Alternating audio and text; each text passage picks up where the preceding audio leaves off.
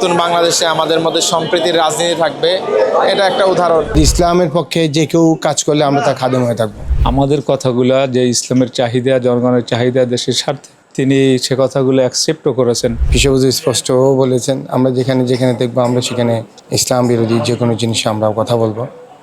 তো এটা খুব সৌহার্দ্যপূর্ণ আলোচনা ছিল এবং ভালো আলোচনা ছিল।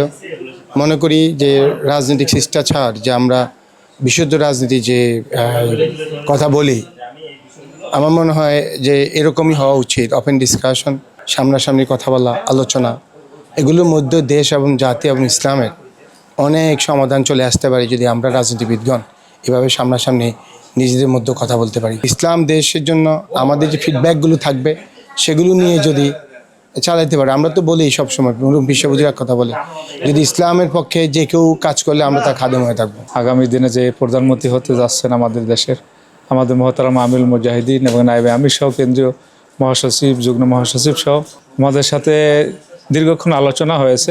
আমাদের কথাগুলা যে ইসলামের চাহিদা, জনগণের চাহিদা, দেশের স্বার্থে, সে কথাগুলো তারা উপস্থাপনা করেছেন। আর আলহামদুলিল্লাহ তিনি সে কথাগুলো অ্যাকসেপ্টও করেছেন। আশা করি এর দ্বারা একটা তার উপর প্রভাব পড়বে।